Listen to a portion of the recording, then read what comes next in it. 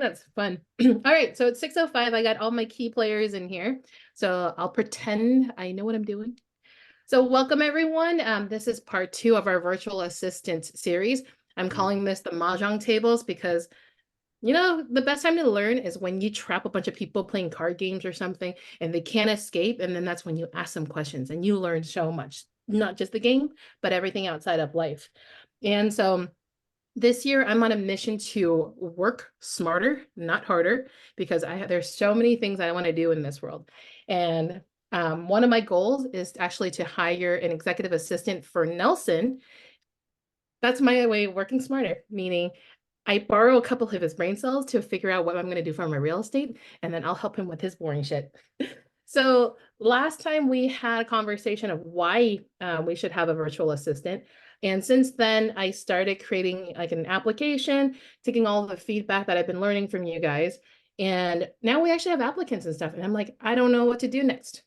So that's kind of like where I want to kind of get some feedback and ask you guys, what does your application look like? Am I on the right track? And how do I screen these applicants as, from this point on? So let me kind of show you what I've started so far and show you my application.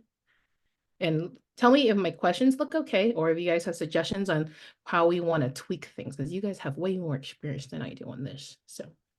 And I'm happy to share these later on with other people who are interested in hiring their own and just need a place to get started. But so let me show you. So this is my application.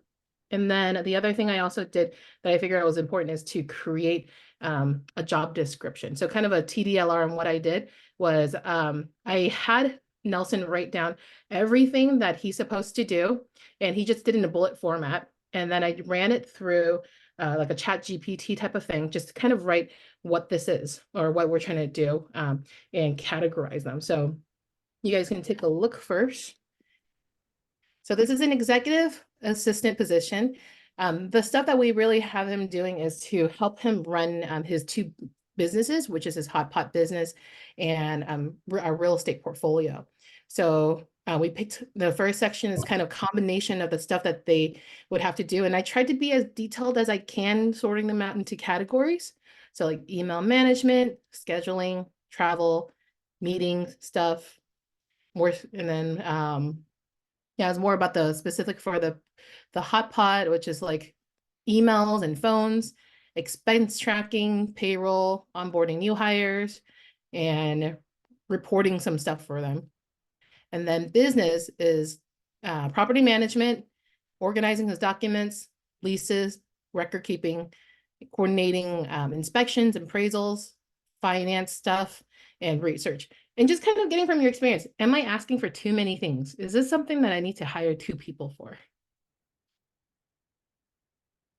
And anyone feel free to give me your ideas on how do you guys use your executive assistant and yeah. I don't think that's too much because you're kind of asking for a jack of all trades or like a mini clone of yours. So that's like the most personal assistant to you. So I think that's fine.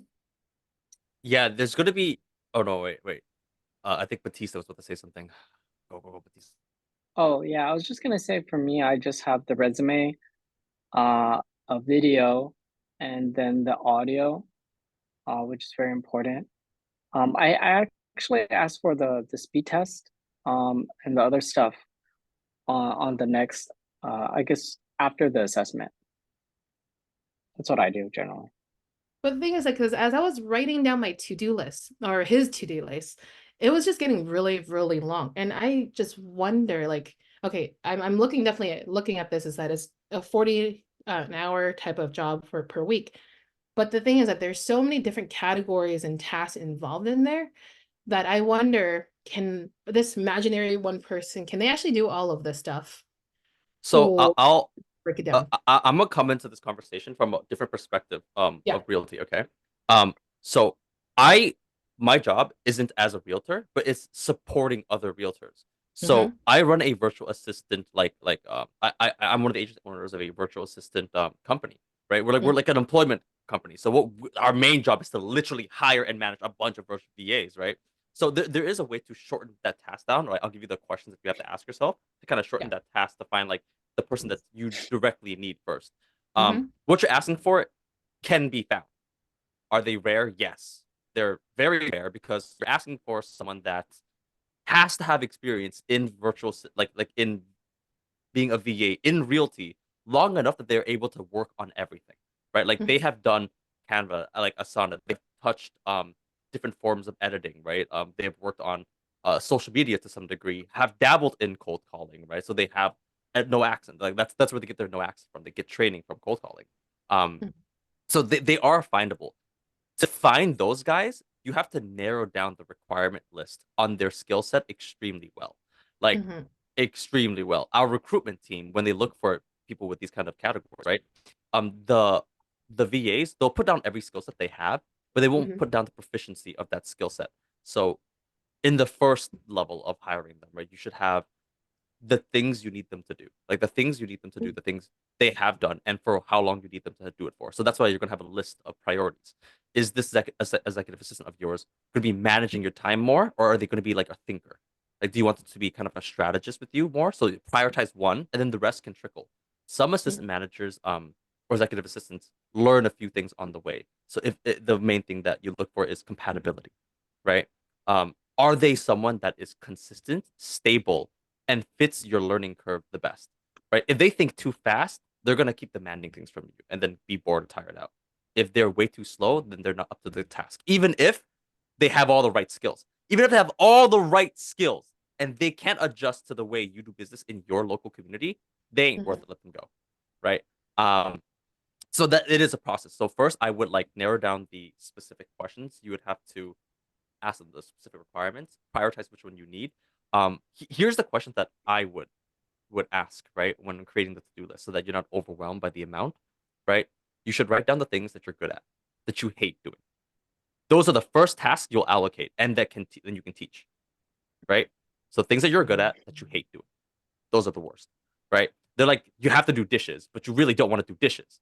So get someone else to do dishes if you can, right? Like, I'll get my brother to do dishes. Screw it. There it is. My camera's working now. That's one. The second is things that you're good at that you like doing. Great. So those are things you're going to be good at that you want to be a bit more hands-on, but that you can teach with much more efficiency. They can get the feel of it and go on, like let you do mainly that, kind of work around it for you. Then you're going to get the things that you don't know a whole lot about, but you know you should do, right? For a lot of realtors, it's social media, I find, right? For a lot of realtors, it's social media. They know it's good, but they don't know how to start it. So that's one thing that maybe you should have on your list, because then it's like, okay, what do I need to start doing to increase, let's say, to manage my time or increase my deal flow, right?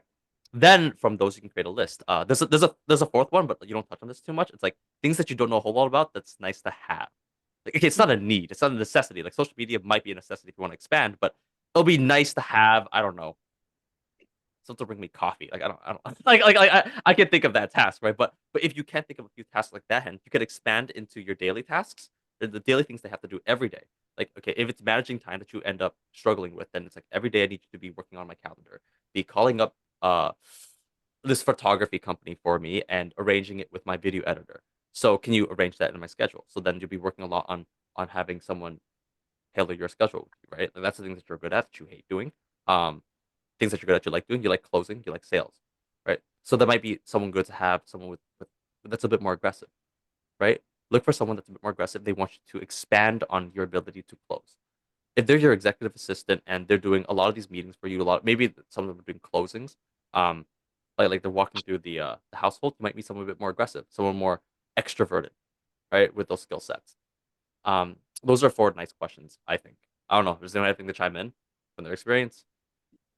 I mean, saying, if to put it simply, is this a deal breaker for you? Requirements versus preferred skills is one good way to look at it. That's kind of how I structured mine. Was, what do I have? Like, they have to be able to do this, but I'd like them for them to be able to do this other task. So I'm going to say it's preferred, but I'm still open to training them and getting them up to speed. And I think that's pretty realistic when you put it that way, because as long as they have the makings for what you need, like compatibility is a really good way. I think last time I was like obsessed with their personality, because I've learned that, like, hire for the role, not the task. Because if this is your number two, like, there's a certain quality that they have to be or else it doesn't matter how good they are, you just aren't going to mesh. So I think a lot of people overestimate sometimes, or underestimate that part of it. Mhm. Yeah, compatibility is a big factor. Like, it's like at the end of the day, they're going to be your business partner, right? And even if they have all the right skill sets, if you're arguing all the time, there's no point. If you don't understand each other, there's no point. Like your business can't grow. So you're going to need to have not only are they compatible, but a great way to communicate with them. So compatibility does help with that, right? It helps with how well you guys can communicate with each other, right? How well can you get your idea across in the littlest words possible, right? I think that's true. Yeah, I think compatibility is very big. For me, when I'm looking for somebody, I don't want somebody with a. It seems like I don't want somebody who has a high D. It seems. It seems like I need somebody who has who's more of a S and a C on the disc profile, and they'll pretty much follow everything that I tell them to do, and they'll what's it called? They'll be very detailed oriented, and but I do want them to kind of pick up on some of the ideas that I say, and then have them just do the project, even though I didn't say like all the steps, and they'll just do it. So I think um, yeah, compatibility on how you work naturally is a big thing. Yeah. But can you explain what the D, the SC, the things that stands for that you were looking for? Yeah, let me look it up again. But for the high D is like someone who's very dominant. Because sometimes they might butt heads with me too much or disagree with what I'm saying. Mhm. High I haven't had trouble with high I, which is more of somebody who's very social. The C is somebody I tend to see that they're more like detailed oriented. And the S, I haven't seen any problems with S, but the C is very good because I know they're doing their paperwork correctly. Mhm.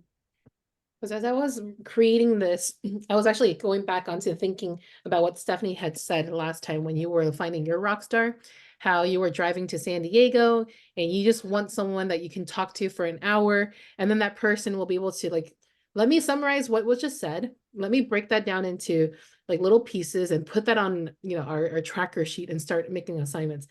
And the funny thing was that as I was thinking of this, I was literally on a call with Nelson while he was driving from Austin to Dallas. And we were chatting for like over an hour and a half while, because I rather him not text me while, and we're just like, let's have this conversation and plan. And I was like, God damn it, I'm your executive assistant, aren't I? So I was like, okay, I kind of figured what we want to do, but it's like how if it's kind of like our first person that we're really hiring and there's just a whole bunch of little stuff going on and we don't really have like a business structure, how do I really hire someone that can kind of do a little bit of everything, but understand that this is a growing business and I actually don't have a perfect job description for you because it could also change. I don't also want to hire someone where it go like, you hired me for this, but my job totally turned into something else. So how do you guys balance that out? That's a good one. I actually had the same problem. So for me, it really came down to the interview part once they pass like this phase of it. Because I've noticed the more thorough you are sometimes, like especially if you have a lot of applicants, they will weed themselves out based off of whether or not they can follow directions in that application. So but let's say 6 of them pass to the interview stage. I'm very like the way I talk to my VAs is the way I talk to everybody. So I'm very transparent. I told them that we are a growing startup, you could call it that. It's a growing business. Flexibility, being able to run with it, because I'm the type, a lot of it's self-awareness and being able to admit that too, and let people know like, this is how I operate. How do you feel about that? Are you the type of person that needs to have everything step by step written out for you, or are you more like you can put 2 and 2 together? And I'll straight up just ask them what their thoughts are, and based off of their response, I can kind of deduce, if it's BS or if it's like, okay, they seem like they're willing to, like, I told all my VAs, I told them, I'm going to push you to be uncomfortable to learn new things. If you think that this job description will stay static, it will not. So if this is something you're up for, this challenge, so to speak, you know, this is a good place for you. And that was like a good way for me to weed people out. So that's how I am.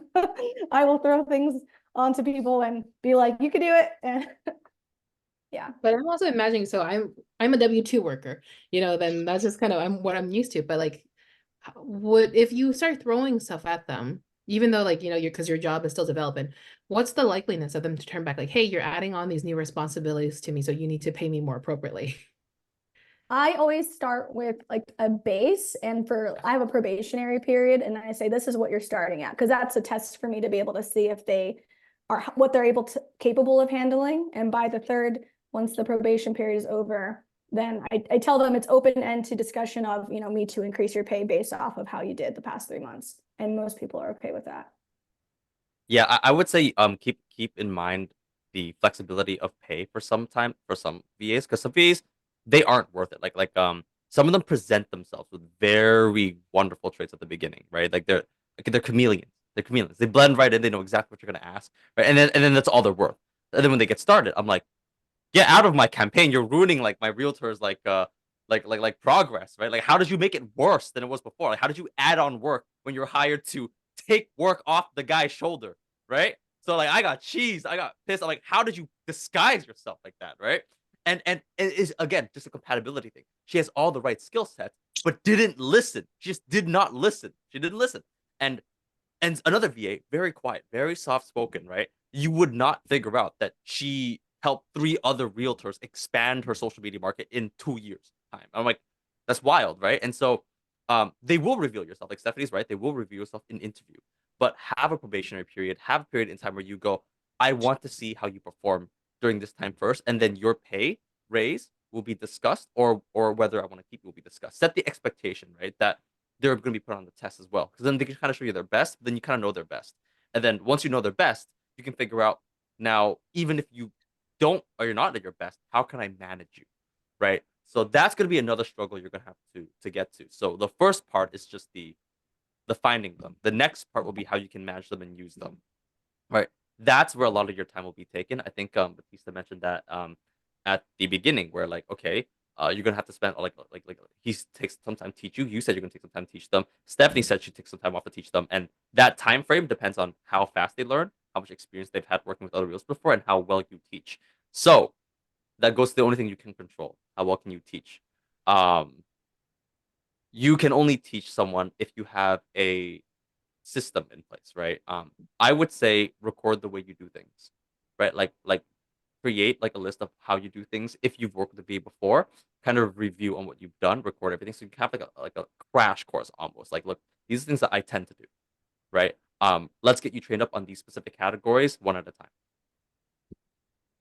And Yeah, then when you we're kind of touching a lot in this one call, huh? What the hell? well, we'll go to more of the logistics on the second part, but and then again going back onto the first part is that was a conversation I had with Giangelo on Friday, that transparency for hiring is super important.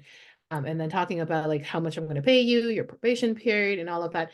And then so you guys also mentioned about like you're going to go with a second rate kind of after this probation period. So how would I advertise like how much kind of like a pay bump or jump that I would give them?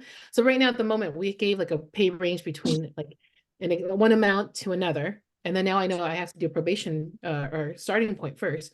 But do you tell them immediately off the bat that, you know, mentally I'm thinking, okay, if I start off at 6 as probation, I'm going to bump you to 8, like this is an actual number? Or I don't even tell them that 8 is the kind of the number I'm thinking of, and giving kind of a range, and then basing it based on what you guys kind of feel based on the Uh, performance. for us, we do tell them ahead of time um, because we want to entice them with a higher number. That's why. And we pay them lower first because we don't know if they're actually good. And then we do let them know up front that there is a certain set of skills that they have to, or responsibilities they have to be good at and they have to learn before they could actually hit that higher number.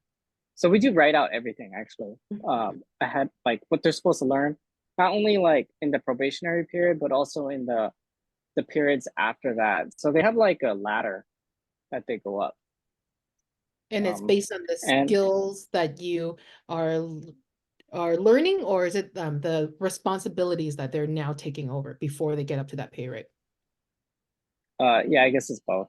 And then they have to be they have to do it well and be very competent at it. Those are very important. Yeah.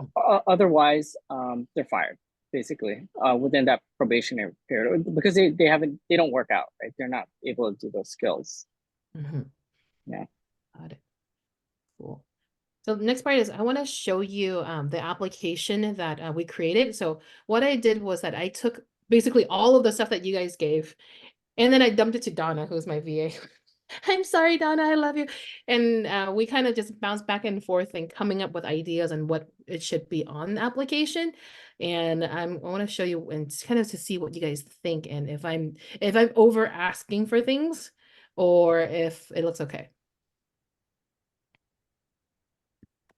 And yes, we have responses already. So I'm like, okay, the next part me and Donna have to like read through it. So we got this from what you guys told us. Your resume, the screenshot of your PC specs and your internet results, disassessment. So thank you, Giangelo, for that one. And then English proficiency rating. So there's a kind of a short test that they can take, and then a link to a 3-minute video introduction stating your relevant experiences, especially in real estate. So these are boring, blah, blah, blah, a little stuff about what college, what major they did, communication stuff, language. Okay, time zone, that's pretty self-explanatory. And then I remember you guys told me to add some Easter egg type of things and very specific instructions. So we're like, don't type it out, add an attachment. Same with here, a video, and set to public, listed, or downloadable. Just result as a PDF, screenshot. How did you find out about us? And then these are some of the questions that actually Don and we kind of came up with. So identifying your qualities that an EA should have and why in one sentence each, and then skill set. So this is kind of the part where I don't know, like if it is the right thing you did was that we just picked a bunch of tasks that we feel that it's important to what we'll be doing, and then finding out their experiences. Okay. And then that's just kind of the stuff that we were thinking, like for Nelson's position, like what we're going to see a lot of. And there's actually more stuff in there that we don't need, but we're just kind of curious on what they can do so that potentially we can help them grow or they can help us with other things. Okay. And then this one's a call center experience. And then total years of VA remote. So this is an Easter egg because we flipped the numbers around this time rather than going in order, which Donna's a smart ass. She picked that one. Total real estate experience, total EA experience, and then summarize your work experience. So that's kind of like a cover letter. And then applications that they used and references. What do you guys think? So that's kind of the end of the application. So I mean, it's very extensive, which is great. You want to, I personally think you want to filter as much before you get to the in-person, especially with that many responses. One thing I personally add to mine, and this is more of a compoundability thing, is 2 questions. What 3 words best describe you? And then list 3 core values that you align with. Because for me, that's a big thing for me. So I always like to see what people put. Because I have my own, and if any of them like match, I'm like, yeah. Well, so you guys had 3 words to describe yourself, and what was the other one? What 3 words best describe you? And list 3 core values that you align with. And I mean, people can always like put what they think you want to hear, but I mean, that's like the grain of salt part. But that's a curiosity question, and it kind of helps me figure more, like read in between the lines too, because you could probably figure it out when you talk to them, but I always like to know ahead of time, for me personally. I like this. I have a few things you can add, but it's more towards the interview part of this, right? So once you get them in, it goes off of one thing that you kind of wrote that I remember one of my clients asked for, which was very fun. It was like one of my realtor clients. She asked a very fun question I didn't think about, right, when asking other realtors, and it goes off of what Stephanie says too about think of 3 words about you, right? I like to ask, like off of what Stephanie says, tell me about your hobbies. What do you do for fun, right? what do you do for fun? Tell me about your hobbies. That will tell you, whether they like a lot of them will say, I like reading. All right, I like reading, I like personal development. And so you can kind of get a feel that, okay, great. They do their own research and they like to strategize on how to improve on their own time. Right. If you get someone like, I like drinking, having fun, and going to clubs and bars, right? And like you kind of make the interview sound kind of casual so that they can reveal that aspects of themselves. You'd be like, okay, that's kind of weird. You can be like, okay, they'll reveal that maybe they have responsibility as a family member, right? Like, okay, cool. I am a parent of 16. I'm like, do you have any time at all to be a VA, right? Because then they're like, they want to work from home, but they don't want to dedicate that much time. So that is, you get to ask these like fun little, like, okay, they reveal aspects about them that they truly like identify with, right? So a few words that are like you, great. Now these few words make sense. Now if they said, oh yeah, I'm shy, I'm introverted, and then in this interview they go, oh, I like partying. They lied somewhere, right? One of that is a lie. And another fun question is, do they have a backup generator? Huh? Do they have a backup? What? Generator, battery. Huh? Oh God. One thing you're What? going to experience with VAs. The power, Oh the man, internet, everything power goes outage. out. Yeah, power outages are a common thing. So let's say you have 3 very important meetings, and your VA is the one in charge of all these accounts, right? All these accounts connecting everyone, and you go, "Hey, where are you at? I need to send out an emergency like reschedule," and they don't reply back. Well, the internet's dead, and their computer is dead, and they can't charge their phone. And so, yeah, that one of my clients last week, and I was trying to get her a VA. She asked that question for my virtual assistant. I'm like, oh my God, that's so important. And like only one of them said, yeah, I have a generator. Like that is Is it such a nice bonus. common for people to have a backup generator? Once they do 2+ years of VAs, yeah, they get that. They get that. Or they move to an area that naturally have it. Like condos, like new condos in the Philippines, they naturally have it included now. So whenever power goes out, instantly the whole building goes back on. Mhm. Can I ask them, do they live in a condo? You I can, mean, you can ask them where if where they're living can provide like backup power, right? Yeah, I think there's a specific area in the Philippines too for like virtual assistant work, and it's like an entire like block that like kind of has like mini little offices, right? And she's telling me how like she lives close by to one, so that if her power doesn't work, her generator doesn't work, she goes there. I'm like, she has like 3 backup plans, 2 backup. I mean, asking the backup plan is not a bad question to Yeah, ask because yeah, I have my VA sending me pictures or videos of the flood that's happening, so it's like it's real. If They're it's an not actual lying. flood, I don't want them to work though. Well, and I I want them told to tell them me. like go Yeah. be safe first, but thanks Yeah. for like letting me know. I appreciate the communication, but I actually do ask that question about the hobbies too. hmm Um, it's always a fun one because you get to see their personality. And then one question I do ask is, what does your normal day-to-day currently look like? I remember I had one V that's like, I just wake up, go to the gym, go home, and I don't do much. And it's funny because I've had other VAs tell me how insanely busy, like they kind of reveal themselves without thinking about it sometimes. And it gives you an idea if this is the right person for you, especially if the schedule is going to be very demanding Well, too. say you said they don't really do much. Is that a bad response? I mean, I met this VA in person and she really, I almost feel bad. I'm like, isn't there something? And then she tells me, oh, I like to karaoke. I'm like, of course you do. I can yeah. say this. I'm Filipino, They'll so say that. They'll say that. they'll say that, and I'm like, no, they're not joking. It's true. I am Yeah. guilty of that too. Don't worry, I was literally like doing karaoke on mute right before this, and then Lewis was like, "Your voice, you're not even on right now." So Yeah, I was like, good hello, hello, is hobby. my mic working? Hello. I was like, and she's Oh like my, talking to me, and I'm To like, I myself, and don't I'm hear turned on you. like this thing on Like live. she's talking to me so well. I'm like, I don't hear you. Is my mic broken? Is my speaker broken? And then she's like, oh, muted. I'm like, bruh. Okay, so that was a good question. And One then of what else? the questions that one of the questions that I ask is, what's your IQ on online jobs? Your IQ test, because they have it on there. And if they didn't get it, they have to take it before, the final interview. And then I did find that the IQ test did make a small difference. Like if you're at like, you know, like under 100 or something, I noticed they're a little bit slower, or they're not able to get to all the questions that I'm asking compared to if they're at 125 average. Um, the VAs that we interview, their IQ from online jobs, the online jobs test is between 120 and like 135 generally. Most of them between 120 and 130. Seriously, they have an IQ test on this thing? Is it free for Yeah, I them don't know to how take? good it is, but Is it free for them to take? I'm assuming so.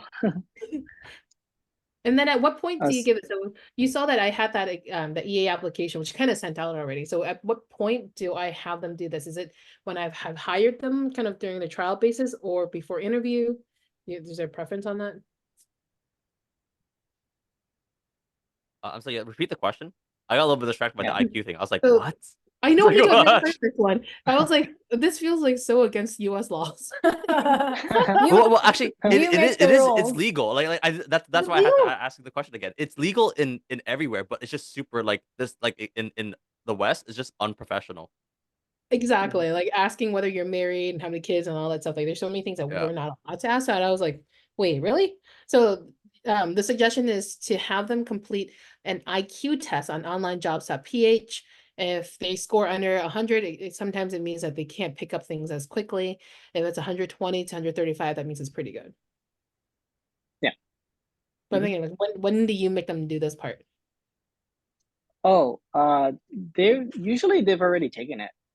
Because I think it's part of the online jobs application or something. Okay. Sometimes they haven't. If it's out of 10 people, maybe like 2 people haven't taken it, but they'll take it when you tell them to, generally. Okay. So at this point, since I already sent it out, I'll have have the final 10 people that we're interviewing to take it. Maybe we'll do it like that. Got it. Okay. What other questions do you guys ask? Someone in the chat said, what did they say? Where do you see yourself in 5 years, or if you have a 5-year plan? I actually asked that question. But then what am I gonna do? Like, hey, I want to scale up as a VA for you when you're a team of 3. Like, what am I gonna do? I want to be you guys. What realistic answer do you guys think? I like that this one makes sense. When for VAs, I adapt that question to say like, you know, what are the goals you're trying to attain like 5 years down the line? Like I adapt the question because a lot of them will mention the responsibilities they have, right? And Yeah. so that builds towards their consistency. Like how are they willing to work, right? Some of them will say like I've taken care of my parents in the past and I will take care of them in the future. I hope to retire them by 10 years. So 5 years might not be in the question, right? But I want to retire them by 10 years. I want to be able to pay off whatever, right? So it's like it shows you Brian said it, right? Their values and ethics and motivations. Yeah, they might not always show like they might always tell you like yes, in 5 years I want to run my own business, right? Hopefully like I can learn enough VAs where I can open my own business VA. They could say that as well, right? Like that's one direction where they can scale up their VA work. A lot of them end up doing that. Like a lot of our VAs in our company, they scale up to become like a manager for other VAs, right? And then some of them scale up to being our internal team if they're good enough. So that's something that is done. I don't know about solo realtors. They can have them scale up like look, you can train my future VAs, right? You could become a VA manager, right? Mm. Hopefully they get something like that or have more clientele. They could be like, I could work with you and some other realtors. Those are a few like possible options they would say. Okay, so it doesn't mean necessarily growing within your organization, but Mm. it could be like personal goals in Mhm. their lives. And you could also alleviate that pressure too, right? Like I tend to be on the nicer side of things, right? Like I'll alleviate. I'll be like, look, it doesn't have to be with the company, right? Like what are your goals in general? Like you want to open your own business? You want to open your own restaurant, a food truck? Like what's up? Like what are you interested in, right? You can alleviate some of that pressure to make if the interview process is more casual, and that's how you test for compatibility and not just for jobs, right? If you make it more casual, they'll reveal more to you than you think. Yes, that is very true. I always tell people there is no right or wrong answer. Yeah. And especially for stuff like that, because it's very personal. So that what are you going to do in 5 years kind of plan? I tell them there's no right or wrong answer. I just would love to hear what you're like what you'd say. Yeah, And I then will straight up use the slang specific to them too. I'll be like, yeah, look, let's make this call chill. I just want to feel you out, right? I want to see Yeah. we work well together because I don't want us to yell at each other, right? Right. And that's how my interview process goes at the beginning, so I can like bring down everyone's defenses. But so Like get them far, off their edge. as that's a I'm good idea, looking actually. through these though, it doesn't feel like it's anything related to, well, I mean, it is like it's personality, but do you still ask them about like their experience with work, or you're focusing mostly not so much on the resume, but kind of like let's just chat part? Well, no, it's still very structured. I just said that in the beginning so that they Oh, will understand that this interview, right, will be structured, but it's to understand you as a person, not just to understand you as a worker, right? Like I put the emphasis on me working with you as a person, as a partner, right? You will learn this business as much as me, as well as me, right? At least that's what I hope for, right? That's what I hope for. I hope to find someone that can learn the business like the back of my hand, like I know the back of my hand, right. right? And if you're not someone that can do that, then it's fine, right? Mhm. Just We shake hands just and we go. to Oh, chime in. sounds like, oh yeah, Derek. Yep. I just want to chime in. I can only speak from working at companies' perspective. We do ask this stuff just because uh, we recognize what's going on in their personal lives is just as important as them working and being employed by us. And we have a metric that we call like attrition rate. So, for example, if we create certain jobs, and a good analogy would be like, when people like work at a boba shop and you're a cashier or something like that, it's very entry level. So we understand that the attrition rate where you're typically only going to get young people in their 20s, it's going to take this much time to ramp up and hire someone. And typically a person only stays 1 or 2 years. And we don't have a budget to increase that role. And, there's not much room for growth. Then we say like, okay, this is what this role is.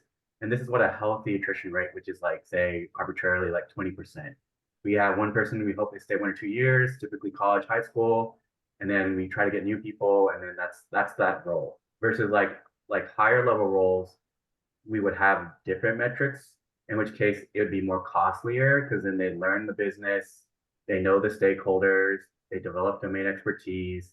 Then we're like, okay, there's a pain point where it's like retaining this individual has a lot more value because to ramp someone up and train someone up to do that, build a relationships, not just with you, but everyone else and who they work with, then you start getting into like, okay, how do we budget and structure and change our practices to understand that what's going on with their goals aligns with ours, and that making sure that they're a little more likely to stay with the company longer versus like certain goals we're like, okay, this is fine. These are transactional tasks that need to be like done, but they're nothing like complex, sophisticated, or long-term relationship building with like say our partners and clients.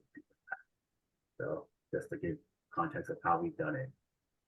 Got it. So you create tiers and you explain how you're going to get to certain tiers or what skills are needed, and then how you're going to raise your salary or your responsibilities. Kind of like what I think what Giangela had mentioned too, like how you raise their pay, right? Yeah, Yeah, so same thing.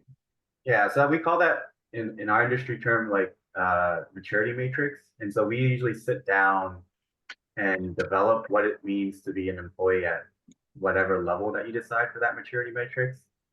Um, and so depending on how people interview and also what's going on in their personal lives, you can it helps us too also to like put like when you get a JD and you put tasks and skill sets, and it helps with transparency with the employee. You say, okay, to get to it's no different from like a entry level engineer to like a senior, or a CPA entry level to a more senior. Like we start putting certain abilities to align with these levels over time. And then you're allowed to like obviously you try to avoid doing a moving target because that would be aggravate an employee, to be transparent. But so then we put it at somewhat of a broad, high level, like skill set or expertise that, and some of it they can learn through us, and some of it it's something they literally have to go out and get themselves. Like, maybe they get their CPA or they get some sort of license to handle medication in pharmacy and things like that, or certain things, and that's on them. And then you tell them you have this skill set, you demonstrate it, and then they go out and get it themselves. They do it at work, and then you're like, okay, now you get in the level two. When next time there's a budget or promotions come up, you're definitely let them know, they apply, and you kind of make it more of a formal process. At least that's what we've had to do it, obviously, for your companies to not face discrimination. I don't know how formal or casual it is for like this kind of world in hiring employees like internationally. So I'm basically coming from my world, but trying to understand how it's different in your guys' world and seeing there's like some transferable stuff, and then I'm trying to see where it delineates, I guess. But I think from a structured system process, like I've done a lot of that before, but I'm not sure what the rules or laws are for Oh, what was that? That person going on mute. Okay. Going back onto part one. Any other questions you think that they're important for me to add in here? Like getting to know you as a person and a partner. Like do any of you guys ask about like what are things like going on like at home? Like how do you figure out if they have 16 kids that they have to babysit? And do they have time to work here? Like I mean, generally can't ask that, at least in America. right, and that's what I'm saying. It's like you can't ask that in So America. How do you it's maybe not that different. America and Canada when it comes to asking these questions. At the end of the day, we're still just a little searching for the same thing, right? Like what I learned, like in terms of work, it's actually easier in America to be a realtor than Canada. Just because you guys have to deal with less laws, man. Right? And so the questions for a VA, they're relatively the same. There's no specific legal wrongs other than you, I don't know, like demanding a personality test from them. That one is a bit there's an ethical no behind that. I don't think it's illegal, but it's just Americans ethically do no. that too, though. I feel like we do it, but usually maybe after we're hired or something. Yeah. For some jobs, but like I think there are ways that you can. Like I think I read an article where she legally sued a job for using her personality as a stopping point to enter it, right? Like her Oh. openness wasn't the right fit for the company, so they had a scale to determine who you like who you are in terms of like just I guess your fucking agreeableness or your conscientiousness levels, right? Rather than looking at her actual experience and potential to grow in that area, they took her personality and decided to go against it. That's like using I don't know like your DNA and your probability for I guess a specific mental illness, and they're not right for a fit. So like in those areas, like it depends on you entirely. Like again, like Giangelo, ask an IQ test, right? That just doesn't sit well with me. I wouldn't ask that thing. I would feel them out and be like, look, you're not fast paced to me. Like you're not a specific type, right? But I wouldn't ask the IQ test, but he would. So it depends on the style you're gonna build, depending on who you are, right? And so these questions will also determine the people that will come to you, right? It's a negative effect. These are the questions you're gonna choose, and so how they're gonna react to your question will also be a reaction to who you are, right? You'll find someone compatible to you one way or another. I haven't personally seen IQ tests, but I do know we've had a lot of like demonstration of skill sets, so that's like standardized. So as long as you're consistent across the board and say like you give people a case study, give them X amount of time to do it, or you give them a set of data and then they have to use a tool to demonstrate that they can, create content or analyze a set of data and then come out with a result or multiple suggestions based on analyzing this data. And then for engineers, we have them do like leak code. So it's very objective and you can tell very quickly how much of an aptitude and how quick they are to like, perform the actual job in a objective, non-discriminatory way is the best Yeah. way I would put it. And that's what gets you out of like I would say the legal, it's no different than like, when you evaluate tenants, you can't be discriminatory if they meet all the standard checkbox that you put in your process. And then over time you learn it's like, oh, our process didn't work. So then instead of getting in trouble, you have to change it where like in the future, you can say from this time date moving forward, we've updated our process because we had a gap. And that's something we even do with interview. We're like, oh, we missed this as a quality or this soft skill. We want this soft skill on top of this technical skill. And then you just reiterate. And then every candidate moving forward in some hiring round gets evaluated for that. But you can't definitely um, discriminate based on something that is subjective. And also, if they can technically do the job, uh, and then you still discriminate on some other thing that is subjective, then that's where we get away from that just because it's a gray area and you can get in trouble. Yeah, they're speaking from a corporate perspective. Hell yeah. That's rough. But the aptitude test is legit. We also have one too. Let's say they're a cold caller for us. We see how fast they can learn a specific script, right? Mhm. And you can tell when you learned it versus when you beat it. So yeah, the aptitude tests are great. Yeah, I would say depending on what kind of task they're doing, if they're doing a little bit of cold calling, see how fast they learn a specific script, see how well they can integrate the script into their personality, right? That's one good way to test a VA. Like another fun test would be like, Yeah, I so guess just role, to ask them straight up, yeah, like how do fast they learn role something.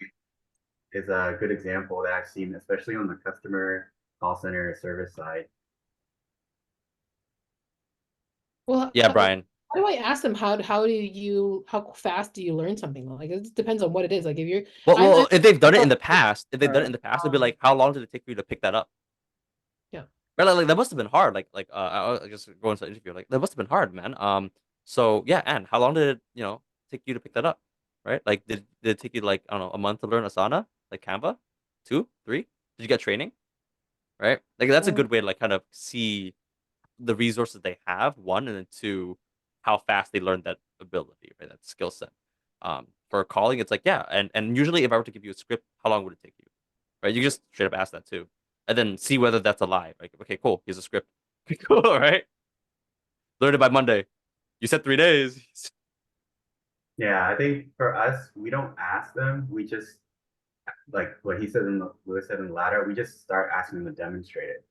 Here's a role play scenario, and you can person can be the irate customer, or here's a script, and you know start having that dialogue, and because a lot of the folks that are hiring, the hiring manager already has done the role or has the experience, so they have a lot of being on the other side working with clients. So then that role playing really works well. I'm assuming the hiring manager is involved because they know what to ask.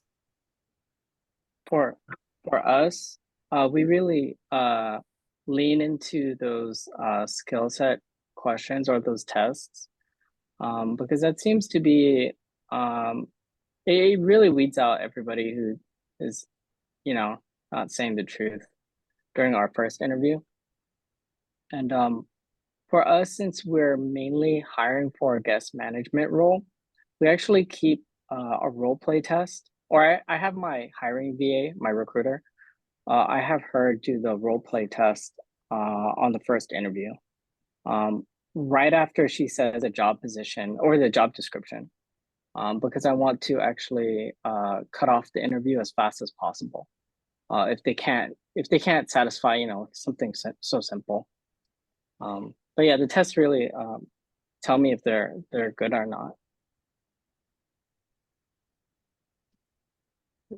So this is actually part of the actual interview.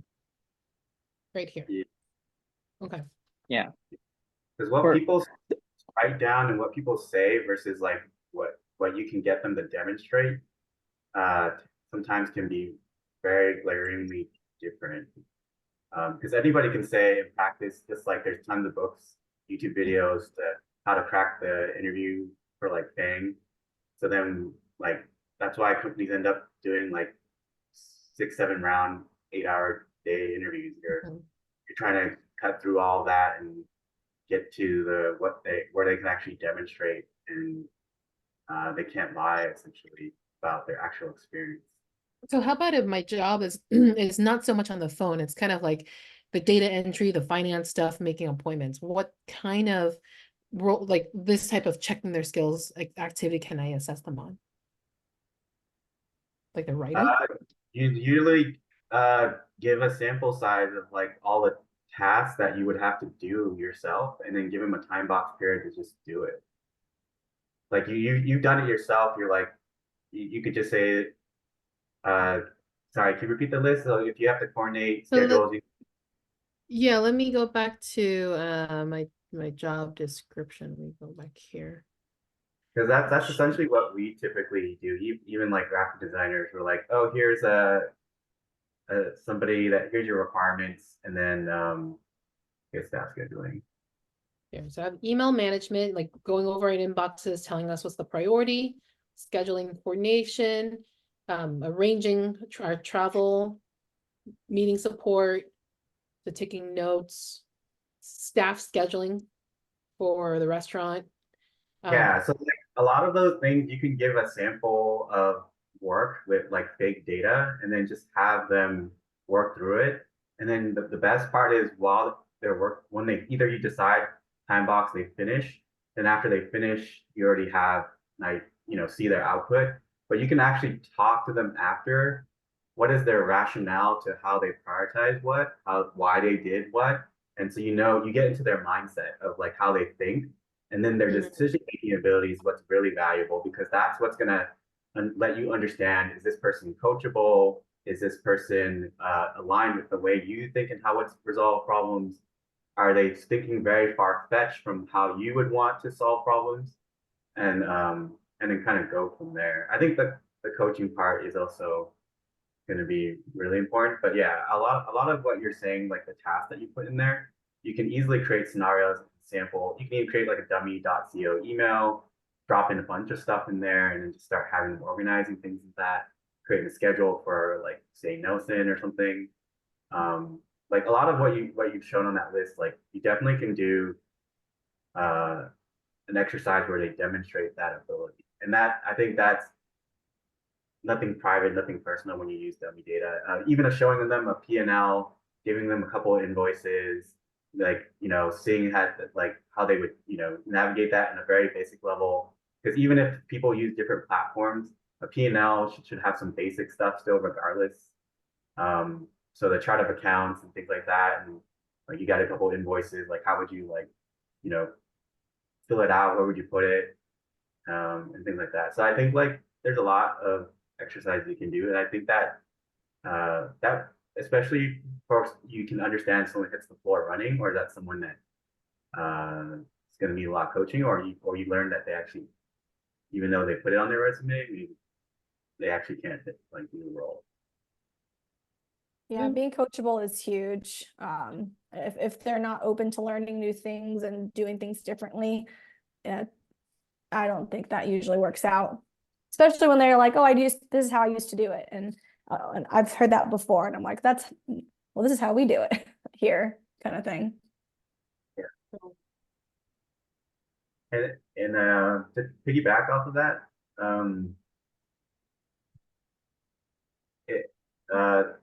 on the balance side of that is when you ask them the rationale of how or why they do things a certain way, I always keep it open-minded, because we call it best practices, and we always say like it's from the ground up. So sometimes maybe what's great is like with the diversity and the type of talent that you bring in, maybe they have knowledge or expertise in something or some other way of doing things that's better than what we've been doing.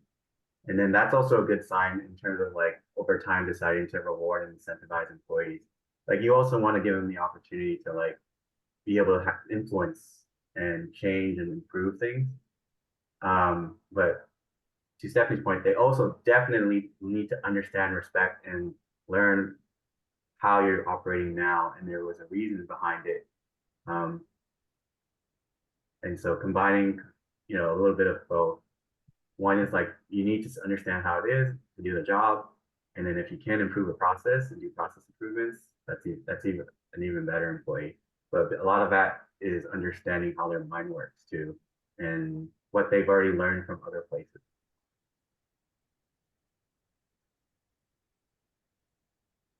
So I noticed some of the. Oh, I was just gonna say I noticed some of the people that are in corporate companies in the Philippines. They actually are so intertwined with the SOPs, or just the mindset of just following the SOPs, that they won't actually think for themselves. That's one thing to check. So that's why maybe asking the critical thinking questions would help pull that out too, and also the test. Yeah, for example, like, and I think Stephanie would know, like, too, like some of the people that came from the Airbnb support, they would always think about the SOPs for the company and the processes, but when it comes to other things, they wouldn't be able to think and create ideas for your business because they haven't been through that before. Yeah, that's very true. what activities can you guys do on that end to inspire creativity and develop their critical thinking skills? For us, we call that situational leadership. So like in the interview, you would give them a scenario and then see how they navigate it, where there's a lot of ambiguity. Like to what D'Angelo, if I'm pronouncing correctly, if people are so used to rigid structure, and I don't know what the culture and language context is also in sometimes like how strict it is and disciplinary like work culture over there. So I guess you'll find out quickly by asking those type of questions, whether they can navigate it or not. Like if they were encouraged or supported if they want to be. And I think this is this is going to be an important part for us because yeah, we are kind of ADD, me and Nelson. Our brains kind of bounce all over. He's kind of Gen Z and doesn't respond things very quickly. So it's like we do want to find someone who has this situational leadership where it's kind of like what Giangela had talked about with me on Friday was kind of picking someone who could help push things along when they're not getting the right answers and be able to dig deep and research to help make that best decision. And I don't know what kind of questions I can ask them to test for that though. I can give you an example of one. So I just call it critical thinking skills more than anything, taking initiative. So I've asked, I'll give an Airbnb question. So scenario, a guest is not happy with the quality of cleaning. What do you think what do you think you should do? And see how they respond. I've had different answers. I've had it where one person said, I'll ask you. And I'm like, no, that's the wrong answer because you want them to think for themselves. I had one person said, oh, I'd assess the situation. I'd ask for photos. And then I'm thinking, oh, okay, so I can see their thought process behind what they think they should do. And then also tell them that there's no right or wrong answer. I want to see how you would navigate a situation like this. Although mentally you're like, I'd ask you like, hell no, that's not the right answer. So that's exactly, I cut the interview, like that interview was done after that, because that's not what but I've had somebody literally say something like, oh, I check with you, and I'm like, no. Well, that also reminds me of something important that both you and D'Angelo ran short-term rentals and Airbnb. And how important was it when you guys are finding that executive assistant? How important is it that they really need to know the Airbnb business versus they're just really skilled as an EA, potentially from a different type of industry? It's more important that they're a skilled worker. That's actually way more important from what I've seen. Yeah, because you could teach them anything and they'll just maybe not anything, but from our experiences, the stuff we taught them, they were able to pick up fast and learn it, and they were excited about learning it, and they performed well, and then they just kept growing, and they were responsible. They went to work, and those things are way more important because we've interviewed people where they're like, oh, I've been doing Airbnb for like 5-6 years. They're 40 years old. And I know it's like like the age thing in the US, you're not supposed to do that, but we do it. But it's just things I noticed. But I noticed at 35 to like 45 or up, they tend not to learn and they're not becoming like a good leader, and they're just kind of stuck in their ways. And then some of the younger people, they're able to pick up a little bit faster, and they're not stuck, and they have less years of Airbnb experience. So it's better that the worker itself is a very good worker and they're good at learning and all that stuff. But like a mindset. They just have to Yeah, have they the have characteristics mindset. to be able to learn. But I completely agree with D'Angelo 100%. My EA, I only looked for EA skills. The Airbnb was a preferred, but not required, as long as they they were open and excited to learn. And so I've taught my EA how to basically, I've taught her the whole Airbnb world, and she picks up days when my other VAs can't or need to be off, so I can kind of sub her in.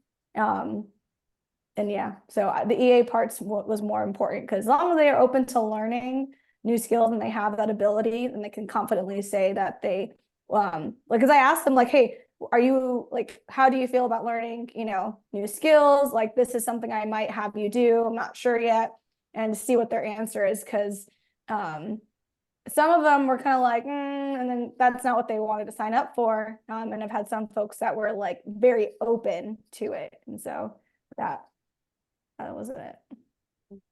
I would reiterate, agree with everyone said. We do put job postings where we have minimum qualifications and then preferred. Because then we don't want to rule ourselves out from not having any applicant pool by putting too much.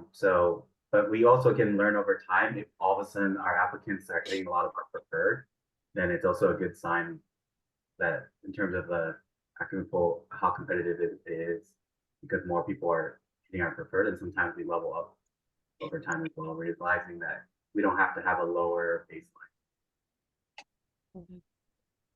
So next, I don't know if this would apply for the executive admin position, but we do ask if they haven't had any leadership positions in the past, because the leaders generally will think a little bit different than the first line workers.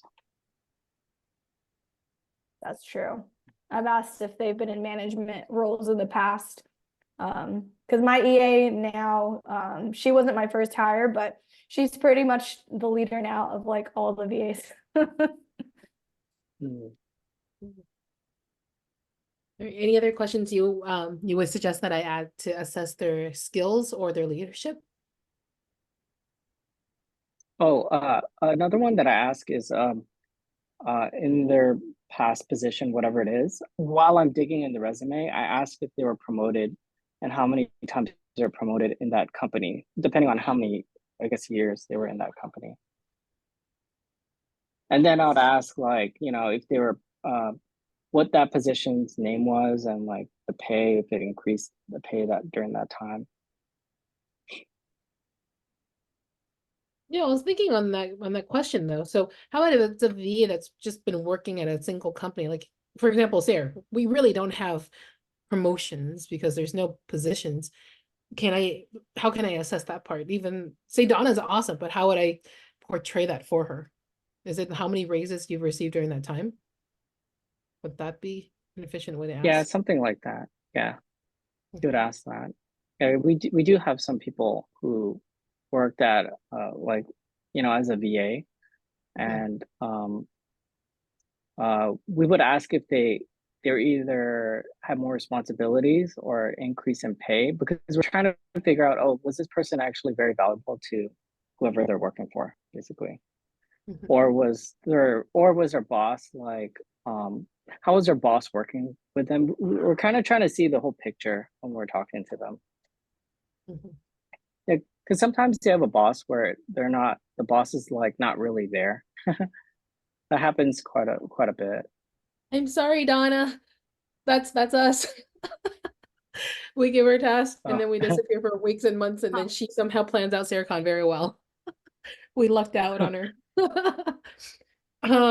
So the other question I wanted to ask you is kind of about more on your, like, the number of interviews that you guys are doing, because this sounds like it's really, really long interview. Do you guys split them up into multiple, and who does the screening and how do you start ranking them? I usually just do one interview for me. Just one interview? I usually do, yeah. Maybe a second one. I have made an exception if I'm like, one time I couldn't choose, so I just did a follow-up interview with both candidates. But normally I try to stick with one because your time is pretty precious too. So I try to knock it all in as quickly as possible and weed them out on this phase before I meet with them. Is that the same for Bravo? Or Bravo is a little bit different. So I was just talking more on the personal side.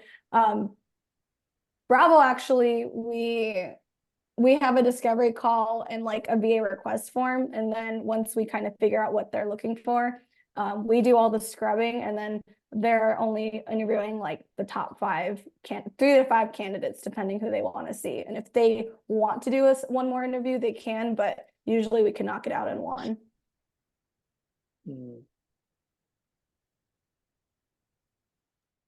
And For then us, we do 2 interviews. 2 interviews. One first interview and then a final interview, and we do the assessment in between.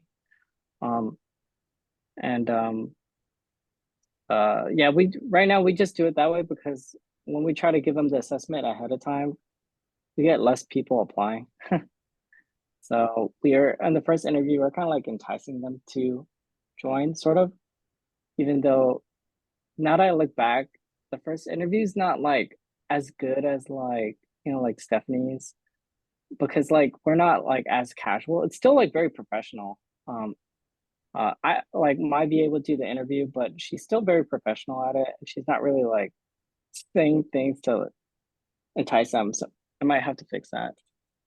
And then the first interview, we have it for about 30 to 45 minutes. And then for the final interview, it's about 45 minutes to an hour generally. And then I usually do the final interview. And we'll have, I think like maybe like 50 first interviews, and then 30 people who do the assessments, and then about 10 people who do the final interviews. And we have 250 applications. How many finals did you get? About 10. Oh More like my 5 God, to 10. this is gonna take forever, bro. So, but your first interview, you did say you had someone else do it, so that wasn't necessarily you. Yeah, I have someone else do it, and I have them record the interviews so I could see if they're doing it correctly or not. And also, I will go back to listen to her interviews to see, to scrub it for the people I want to go to the final interview. But I'm up at a lower price point, so I think at a higher price point, you probably don't need as many interviews, because I'm at 4 that I'm interviewing, but our next one's going to be.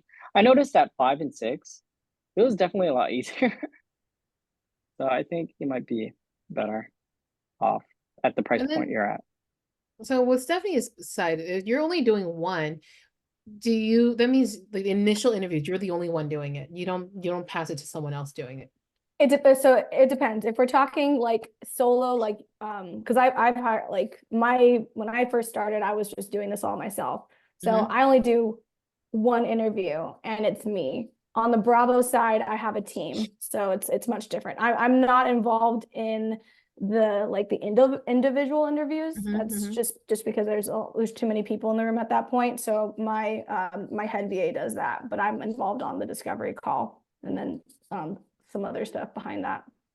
Got it. But in general, looking at based on the ideas of what's going on in here, you would still kind of recommend having 2 then.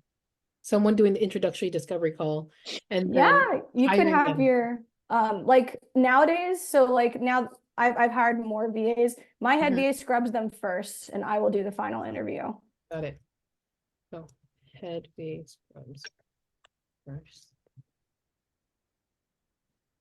Okay. And then as you guys are doing your interviewing, like with asking all these questions, what is your system on scoring? Like, do you pick out X amount of questions and then you kind of take notes and then you put a scoring to it?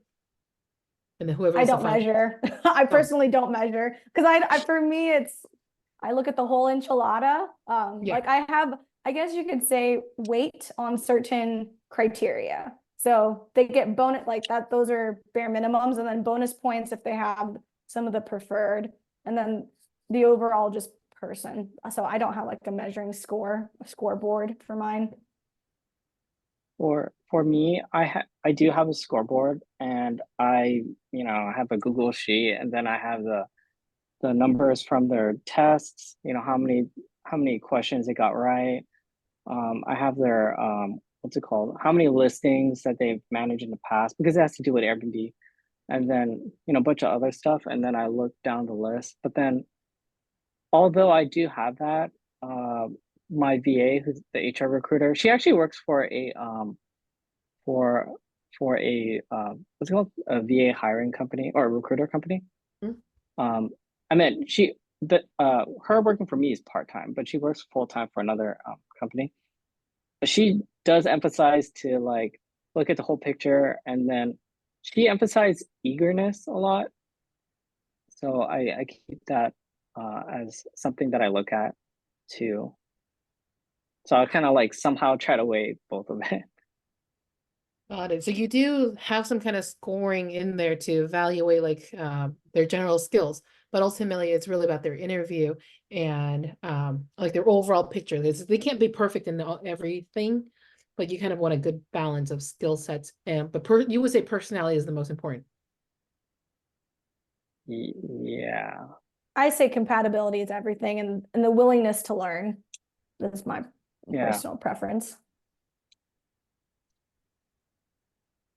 On the scoring, there's so many things that you're like kind of like if you're like, for me when I score it, there's so many things to look at. It makes it very difficult actually. So yeah, like the personality is a little bit higher. And what is this But assessment sometimes you have to look at the Yeah. skills.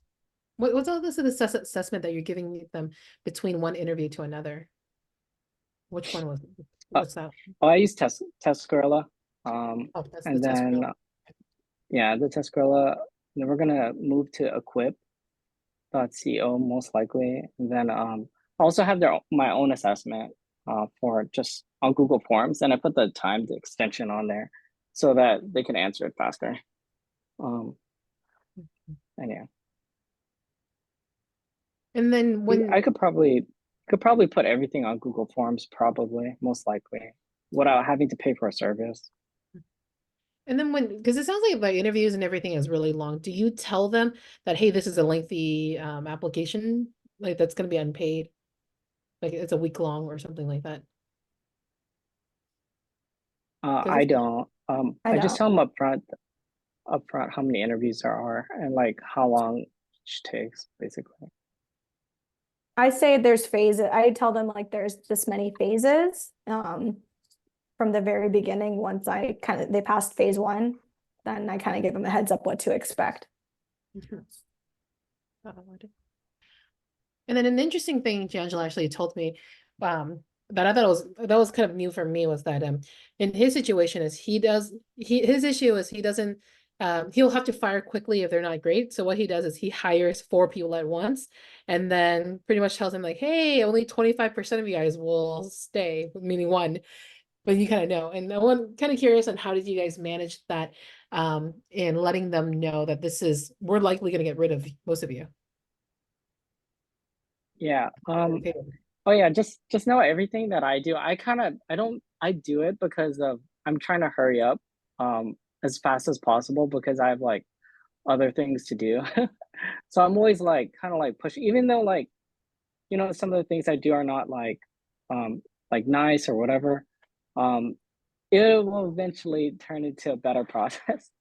But yeah, we let them know up front that only a few of them, depending on the job position, will be that they'll be able to be picked, I guess. And then we let them know, hey, these are skills you have to be good at. And yeah, I think at that point, people generally we would fire like 2 or 3 of them generally. But yeah, we do want to keep as many as possible because it's just I don't want to always keep hiring, but we do end up firing 2 people generally. And then when you mention that, is it because the position is like it's easily replaceable versus like if it's an EA, I feel like it might be hard for me to, train or even manage four EAs. But like if it was a cold caller, that might be different because there's enough work to kind of split around. Is there a difference on your end on that? Yeah, another thing is, yeah, like keep in mind that we're at 4. You're going to be at a higher price, so it should be easier for you, I'd say. Because yeah, if you're over 6, to my experience, they're a lot better. And then guest management, yeah, it is kind of replaceable. So we kind of, because we had like 250 applications, there's a lot of people applying. So it's like churn and burn, basically. I would like to add that for us, generally we want them to be, when we hire or onboard people, it's generally for them to get used to what the culture is. So versus like have this artificial like cutthroat culture, because you want them to function as they normally would and reveal in the 90 days how their actual behavior would be without supervision, without this pressure. So that otherwise, like, it's just kind of like anybody can, like, even the interview, anybody can be, however they want to present themselves for the interview. Anybody can be how they want to present themselves for a certain period of time. And so we don't want to manipulate that. We rather expose how they perform and how they act um, normally at the job. And that way we can tell within the 90 days if it's a right fit or not. So use the probation period to Oh. see if it's a good fit or not. Yeah. Yeah, and versus saying like, Mhm. hey, put more pressure, saying like, if you get through the 90 days, you're like, only one of you will be there. It's not like a Survivor. Otherwise, like people will do whatever it takes, and you might have toe stepping, and then you might have like some work drama, and like that also breeds a certain type of culture, which we find not productive. And we also don't want to portray that sort of culture like as an employer or company. How about this? I hire 3, I train 3, I pick 1, and then the 2 might not be not bad, but I'll share them with you guys so that you guys can offer that person. I would say, like, from my experience working at companies, it's like you can rarely ever find enough good or great people. So we've always just put feelers out, even when we don't necessarily need it. Because I think everyone's point, like one of the strongest things everyone wants is learn versatility, growth, and good mentality, coachability. And they basically can do anything at that point. And as if assuming the business is successful, scales or grows, then it's not a matter of having enough work. Uh, but this is assuming not the more transactional activities. That is definitely, I see, harder to do. Like the boba shop cashier analogy, there's not much room to grow, other than lead or supervisorship or something like So another Yeah, I one, think there's a big difference between, I think there is a big difference between like someone you're hiring who's like at a lower level versus at a Yeah. higher level. There's a big difference in like how you're going to be treating them and all that stuff. Yeah. so I'm also curious for you guys with more experience with working with the VAs is that it takes time for me to build trust with someone.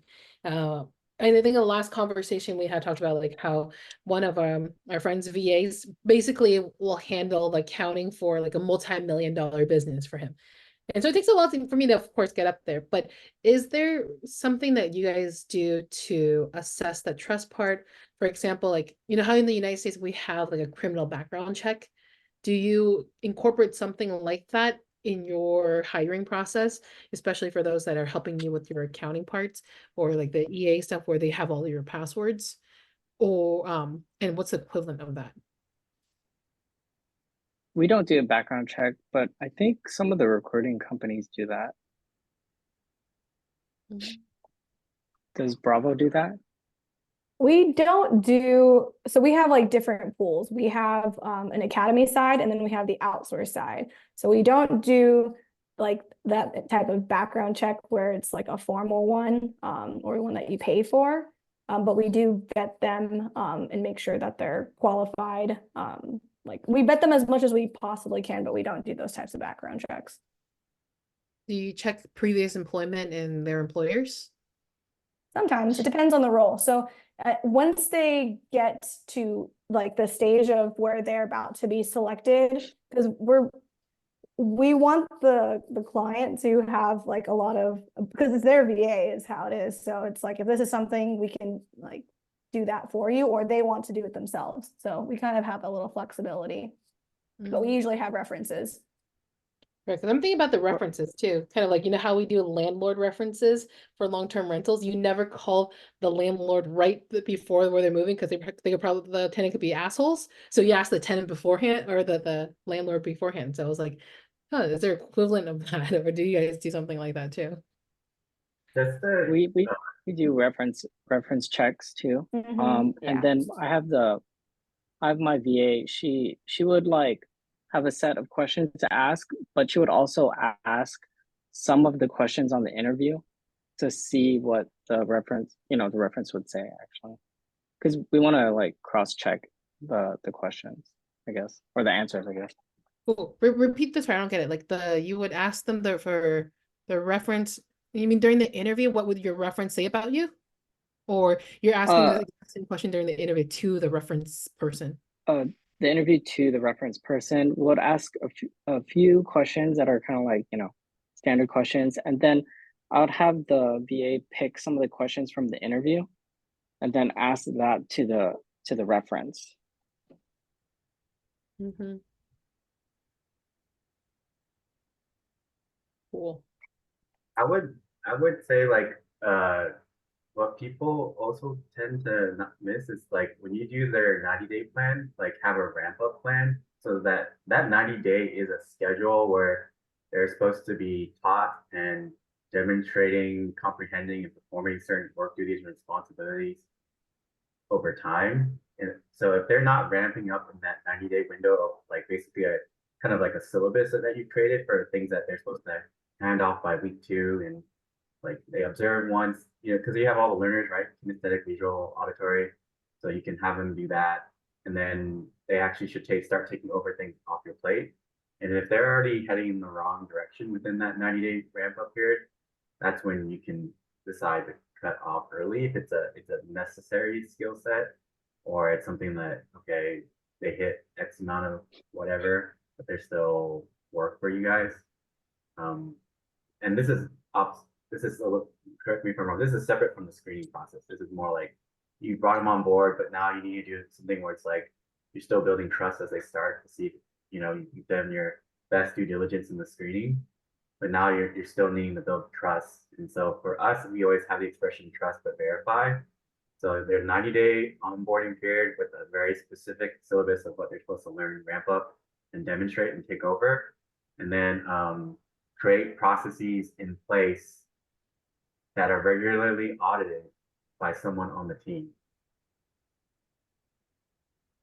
Yeah, this is gonna be hard. Especially for like little businesses like us, we're just like, oh, we're just bullshitting our way through. But I feel like this is super important to help it grow a business. Yeah.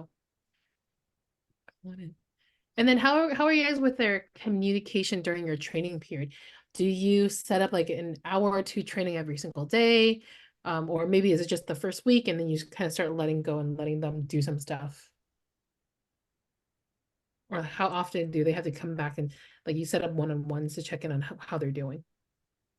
For me, I have so I have our team lead who's doing the what's it called, the training, Mhm. and I have her do like 2 week training, and then what she'll do is she would actually test them like almost every day, basically, on whatever they're training on, because like for us, we can't wait 90 days, Mhm. because like I don't want to waste time and money. That's so important. I don't want to get to 90 days and be like, oh, this person doesn't, won't work out. I try to, fire them within a month, um, and better within 2 weeks, at least during the training period. After that, that's when you start to see it a little bit, how they're working. And then if they start to falter, usually it's because of maybe they might be lazy or something, or just, I guess, off the ball. But yeah, we do have regular check-ins, or I have my team lead check-in. She actually checks in with them. I have her doing it every single week. So it's going to be at least 5 to 15 minutes every single week with everybody on the team, because I want to make sure that, because some of the feedback that I've got from the team on our exit interviews, was that they wanted more support or whatever. Also during our job card reviews, which we'll have one every quarter. It's supposed to be every month, but we just do it every quarter. They do want more support and like hand holding sometimes. So I have them. That's why I have the team lead talking to them every single week to touch base and then make sure make them feel like they're being cared for. Yeah. My feedback is it depends on how rigorous you've already created your own onboarding training process. So like if they have an SOP, work instruction to follow, and then they observe you do it, and then you observe them do it, and then ideally then you just keep someone as an open resource to contact if they have any questions, concerns, and then you definitely want to make sure they're the person that, and that you should emphasize that, I would guess would be, if you have any questions and if you're afraid it's not correct, speak up. Those type of, because you definitely rather have someone speak up and make a mistake. That is also a good thing to figure out in that 90-day window. So that's also a kind of a litmus test in itself. You're sort of working out the kinks and establishing the onboarding training process.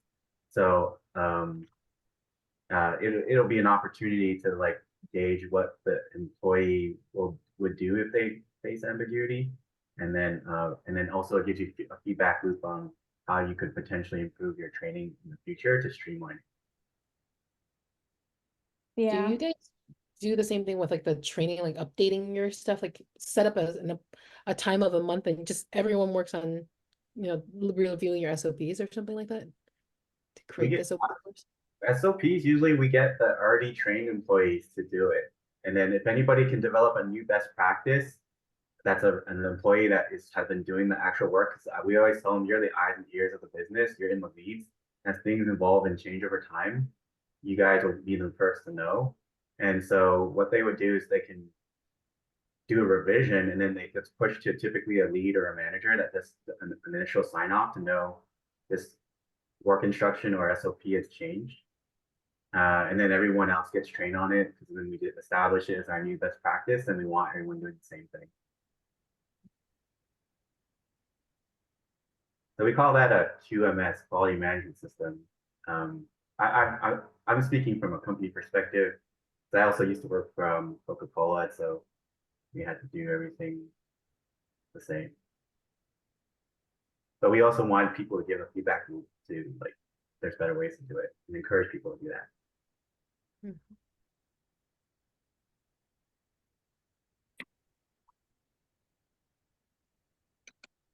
And we also give rewards for people to do it. Yeah, you definitely want to encourage people to do it. Because if they just look at it as like, oh, I get paid the same, and I get paid by time, then what's the point of making it efficient or better? I also, yeah, and then especially in a well, I don't think this applies, but I worked in a union environment, so that's what people thought too. Oh yeah, I like that idea. Like, kind of giving them an award or some kind of trophy for doing a good job, and gives them little incentives here and there. Yep, and when you look at their evaluation for either a bonus criteria or promotions, like that literally is initiative, right? You remember those things when performance reviews come around. Bonus is based on initiatives. Good. Okay. Yeah, because I don't like just giving out, or the idea that I'm just going to raise your pay permanently from there forward just for doing your job. But like if they were doing also really, really well, they were learning new skills, or they contribute something that we never thought of before, I want to be able to get that raise and like or some kind of bonus that goes along with it. So that's where the rubrics comes in, where you say does not meets and exceeds. So you start taking all of it, even when you do the interview process, that's the rubrics that we follow. And then you decide the weights on your own based on what you value more for a candidate. But at least for like, the 1 through 5 of like how they did on this open-ended qualitative question versus like an actual test of like, leak code or did they get this answer right or wrong, that's pretty straightforward. But for anything that's like an open question, a scenario, you have this 0 to 1 to 5, and then whoever fills it out, who interviewed the candidate, has to say why they felt, what parts of their answer made you feel it was a meets.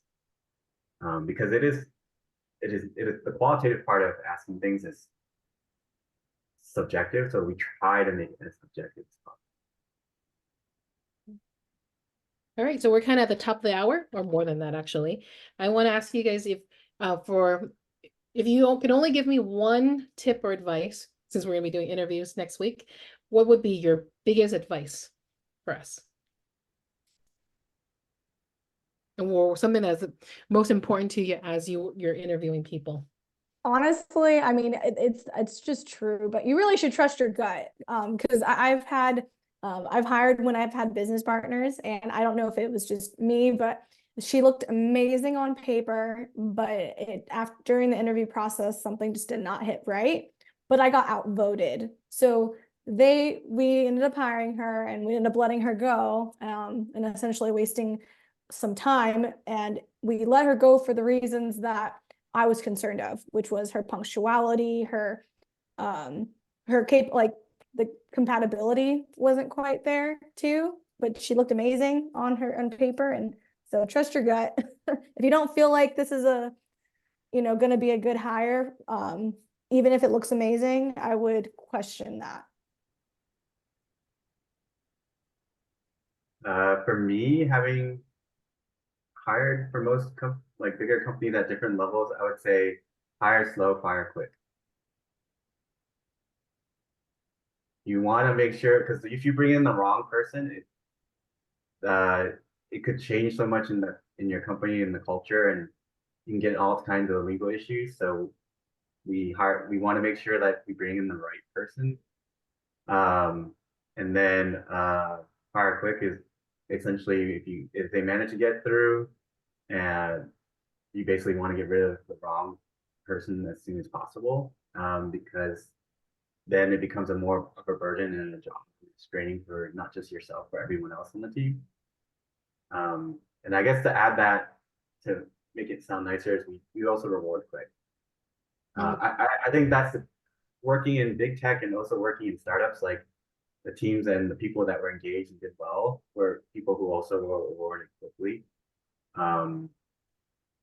Because we decided at this point, like, we value what you contribute. We don't care what a piece of paper says. Like, if you contribute and you add a lot of value and you demonstrate it really quickly, like, there shouldn't be some arbitrary timeline set by whatever conventional standards. Because if that's the case, generally very good and very talented people will eventually start looking, and then they'll get value by someone else. Mine is pretty much the same as Derek's. And then I'd like to add that just having some kind of like goals for them is very important. Just writing it down, because the feedback is they generally want to know where they're going in the future. So you want to create a path for them. And if they're on a team like what we have, is having some kind of culture. And then for me, myself, I'm actually not good at the culture part. So I have my partner doing it, or like trying to make the culture part. I'm actually really bad at it, I think. And then the team lead is doing the culture stuff, and that's more like experimental at the moment. Because as you could tell, I'm like kind of like more systematic, I guess, or just like, hey, you're gone or whatever. So having them feel good about the company, being able to, especially at our price point, we're at $4. So they want to know that they're getting paid higher compared to what they would get at another company, or if they're at a call center job within their city locally or whatever. Yeah.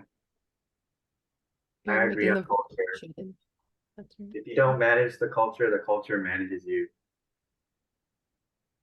That's true. And it just sounds like it's really important, like your first 90 days and just setting them up with solid structure, because I feel like those first 30 days, those are the best that you'll ever have. And so as a person who's training them and working with them, if you're too busy and you're not giving them attention, you're just setting up the path for failure for them and for yourself. Yeah, you have to make sure that you're giving them every resource, like you're empowering them to be successful. And if they're not, it's not necessarily because they didn't do a good job. That's my belief. If they failed, it's because I failed in my role to help them be successful. And then one more thing about I forgot to ask is about logistics. How important, like I've seen some people that they use software where they're tracking like their screens and their typing and all of that, and then they're clockifying all that. How important was that to you guys when you were managing your VAs? For me, it wasn't like super important actually. It's really useful for just for the, you know, the payroll. That's the most important actually. And then also just double checking if whatever the VA said, if it was true, but we generally don't check it. Right now we're using Time Doctor, um, because we did find out that one person was working another job. So right now we're looking at their hours to the T with Time Doctor because it has so many metrics on it. It's kind of interesting to watch it. And then And you what could is actually see it's like a time tracker. It looks at their screen every 3 minutes and then looks at all the keyboard and mouse clicks. And then you get to look at every single website that they check. It's so evasive. But it's very interesting, I think. Uh, I would say like I've been in multiple environments where that's the case, and then the expression that I've had is it's called bird dogging. Like you see the bird standing and it's looking at the dog the whole time. So my personal philosophy is think of it as if you were the employee and what culture you would want to work for. Like if I got all my shit done and it took me only an hour, like is that my fault? Right? So like Right. so then I think the caveat that like you can calibrate over time. And I and don't get me wrong, there are going to be certain individuals. Like I've had people where we've managed it where we had these GPS trackers where they're clocking in and out, and people who really want to try to get away with it, they were like sitting in the employee parking lot and clocking in, and then we couldn't find them on site. So the people who are going to try to play the game to obfuscate and not do their job, they're going to always do that. So we try to find a balance of like not spending being overreactive for the few with the many, and then if we do our process right in terms of vetting and the screening, seeing their culture fit on top of like the work and qualifications, then ideally you would generally not have to face as many people, or you just face far and few in between. And I think the peers that tend to work with an individual, everybody, I don't know, from my experience, everybody knows who works hard, who doesn't, and kind of like when you have your one-on-ones and things like that over time, people already kind of know like who gets their shit done, who doesn't. People talk, I guess, and that's what shows up in the one. Ideally, like whoever is you're managing the direct reports will have a good pulse on everything as well. Otherwise, they're not doing their responsibility. And do you have them like reporting to you every single day to say, hi, I'm here, these are my tasks for the day, and then some kind of scoring thing then, rather than using something like Time Doctor? Because I am actually on the same as you. I don't want my staff to feel like they're getting punished for working quick and because they're smart. So for But I also want to Google, filter out too. so for for Google, when they were hiring contractors, essentially we did have a morning stand up of like what sort of work is coming in or expectation, what coverage hours and things like that. And then we have metrics in terms of like we already know how long and how much it takes for us to typically handle. Like if you're doing like a call center, you're like, oh, you typically try to handle like 30 minutes on a call and address a concern. And things are like outliers, and you talk amongst the team and things like that, how to improve the process and reiterate. But generally, you have a stand-up call in the morning and making sure everyone has everything they need and the support and the work they need to get done.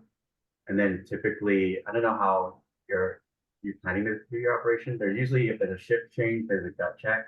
Because then basically the next shift audits the other previous shift of what gets handed over. But otherwise, end of day, like your lead or whatever does an end of day report, and then they audit like what the team and what the individual has done. So in your sense, if it's your first hire, like you would create a process where you set expectations for the day, and then you do like a 15-30 minute check at the end, and in the beginning you could do a sing, and then later it's just a report or something that they fill out, and then you audit it. And then if it looks good, then it looks good. If not, you're like, hey, expect within X amount of time, if I have any questions, be available. Because maybe you want to escalate or prioritize something before end of day or something before the day ends, or you want to prioritize it as something that happens the next day. So it's really just we just basically add more process to it. Yeah, sorry, go ahead. I think there's one thing to think about is first, like, these VAs, they're not in the US. That's one big thing. And also, one thing also is for when it comes to like the amount of work that they have for us, we always have them working the whole shift, right? So they're not project based. So how you track them is depending on like what they're actually doing. For us is they're working the whole 8 hours. So they better be working the whole 8 hours or I'm gonna get pissed off. And they're not like project based too. So like they don't have downtime. They're always working actually. If you have a cold caller, they have to cold call the whole time. Their stuff doesn't end, right? For you, since you have, I guess if you have tasks, I would say to like for us, we try to have them do as much as possible, basically. Yeah, we're kind of, because like they're not getting paid like $150,000 a year, right? It's very different. I think there's a very big difference, I think, between like people in the US versus them over there. And that's my perspective. For the tasks, for us, I know on Time Doctor you could actually time them on all the tasks. We don't do that. We just tell them, hey, you got these tasks and just try to finish as fast as possible. But if you're done, you're gonna have to do these other things. And we have to keep the amount of tasks, keep a lot of them so that they could actually keep working. Yeah, because in our business, there's a lot to do. I think I've been very, very blessed that I haven't had that situation with my VA. I'm more of the person who has to tell her to go to sleep and stop working on the weekends. So I've been blessed on that end. Cool. All right, so that's kind of all the questions that I have so far. I think we are really set and feel confident that we're gonna do our interviews. So I really want to thank Angela and Stephanie and Derek for your time. Like this is so extensive and giving me all these good tips. I'll be organizing all of that and I'm gonna be happy to kind of clean it up and then share it for people that are in the future who are starting out, because you guys, what you're teaching me right now, it's saving us so much time and giving us the confidence to build SAREv. So love you guys. Thank you so much. Appreciate it. Talk to you soon. Bye bye.